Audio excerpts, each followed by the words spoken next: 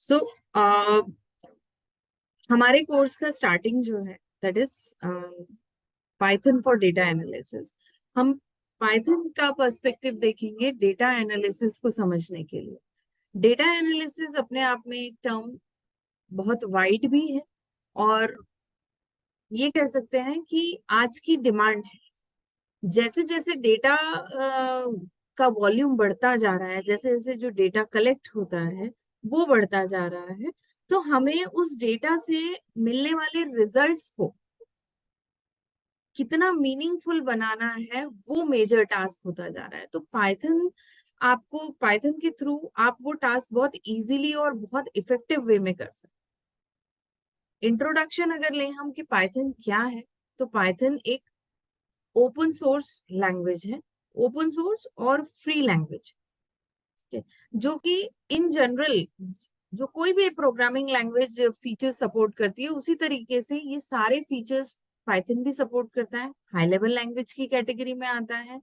आप object oriented applications बना सकते हैं, आप वेबसाइट्स डेवलप कर सकते हैं, बेसिक जीयूआई एप्लीकेशंस बना सकते हैं, और अगर एडवांस यूज की बात करें तो आप डेटा साइंस, आर्टिफिशियल इंटेलिजेंस और मशीन लर्निंग के लिए पाइथन की अलग अलग लाइब्रेरीज को यूज कर सकते हैं। पाइथन का एक बहुत बेसिक अगर यूज हम बात करें तो ऑटोमेशन के लिए भी होता है। जो पाइथन ओपन पाई एक्सेल लाइब्रेरी होती है पाइथन की, वो आपको अलाउ करती है कि आप एक्सेल के साथ पाइथन का कोलैबोरेशन कर सके, मींस पाइथन कोड लिख सके जिससे आप एक्सेल का ऑटोमेशन कर सके।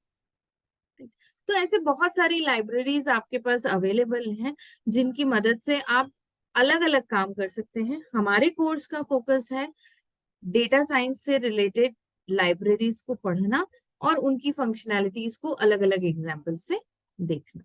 ठीक है। जो स्क्रीन पे नोट्स आपको दिख रहे हैं वो नोट्स आपको पीडीएफ फॉर्म में भी अवेलेबल होंगे, तो इट्स नॉट नेसेसरी कि आप अभी इसको नोट करें। later on you can have the PDF and use it for future learning।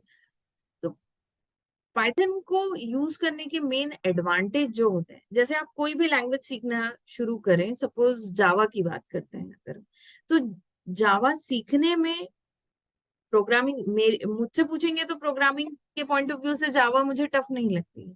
But एक जनरल पर्सन, अगर एक कॉमन मैन की हम बात करें, तो प्रोग्रामिंग सीखते समय जितना सिंपल उस लैंग्वेज का आर्किटेक्चर होता है सीखने में उतना इजी लगता है। ठीक है।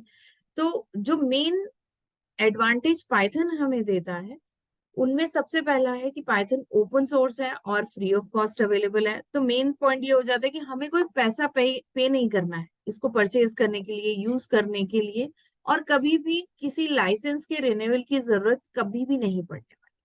बहुत सिंपल आर्किटेक्चर है, बहुत सिंपल सिंटेक्सेस आप देखेंगे।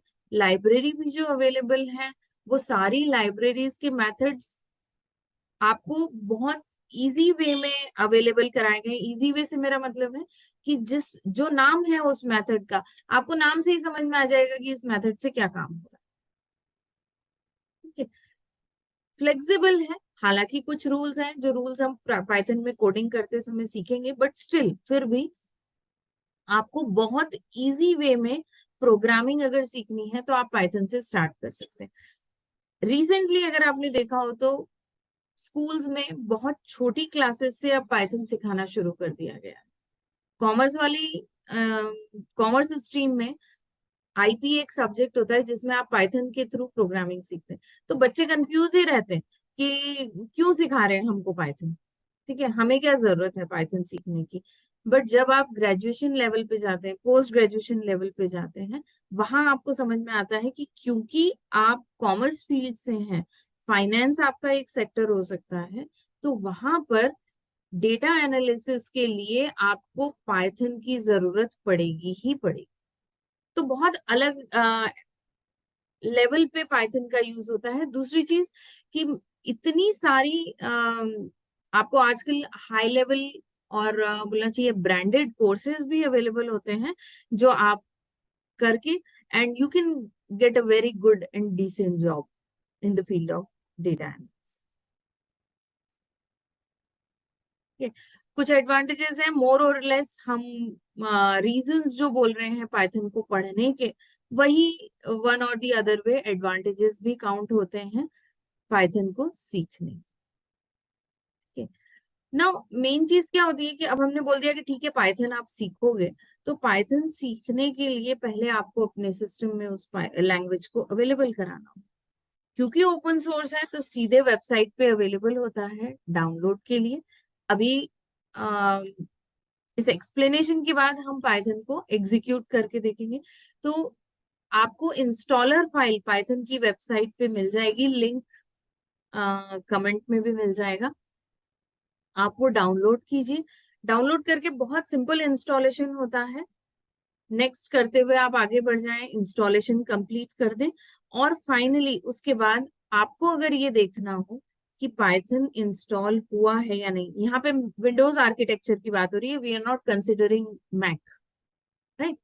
ठीक है, तो विंडोज में आपको अगर चेक करना है कि पाइथन इंस्टॉल हुआ है या नहीं, तो हम कमांड प्रॉम्प्ट पे जाएंगे। अभी ये प्रोसेस समझ लें, देन फिर हम इसको डाउनलोड करके इंस्टॉलेशन प्रोसेस भी देखेंगे। तो जैसे ही आपको इंस्टॉलेशन कंप्लीट हो जाता है, आप कमांड प्रॉम्प्ट ओपन कीजिए एज एडमिनिस्ट्रेटर, और वहां प्रॉम्प्ट पे पाइथन टाइप करके देखिए। अगर पाइथन अवेलेबल होगा तो आपको सक्सेस मैसेज वहां मिल जाएगा। पाइथन के इंस्टॉलेशन के साथ एक और एप्लीकेशन आपको चेक करनी पड़ती है कि वो साथ में पाइथन के पैकेज के इंस्टॉल हुई है या नहीं, एंड दैट इज पिप। पिप का यूज हम करेंगे अलग अलग लाइब्रेरीज को जो अलग से हमें इंस्टॉल करनी पड़ेगी। कुछ लाइब्रेरीज बाय डिफॉल्ट हमें अवेलेबल हो जाती हैं, कुछ मॉड्यूल्स बाय डिफॉल्ट अवेलेबल हो जाते हैं, और कुछ हमें अलग से इंस्टॉल करने पड़ते हैं। तो पिप का यूज करके हम उन्हें इंस्टॉल करेंगे। सबसे अब ये वेरीफाई करना कि पिप इंस्टॉल हुआ है कि नहीं, तो वहीं हम कमांड प्रॉम्प्ट पे रहते हुए पिप और -v यूज करेंगे। अगर इंस्टॉल होगा तो सक्सेस मैसेज हमको वहां पर दिख जाए।